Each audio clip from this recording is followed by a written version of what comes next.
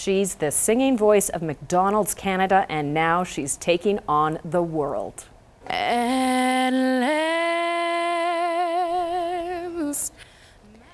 Stephanie Savage gave us a taste of her song stylings this morning at the Fairview Plaza McDonald's. On Friday, she leaves for Orlando, Florida, site of the McDonald's Global Singing Competition. Savage says she is filled with nervous anticipation and will use the experience she gained in past competitions and anthem singing at the Lethbridge Hurricanes games when she hits the stage April 23rd. I'm pretty excited. I've never been involved in something this grand, I guess, before. So it's going to be a cool experience, and getting to take my mom to Florida, so that'll be good for her to be there as a support system. And so I'm pretty nervous, but I'm excited at the same time. Everything's been kind of overwhelming, but awesome.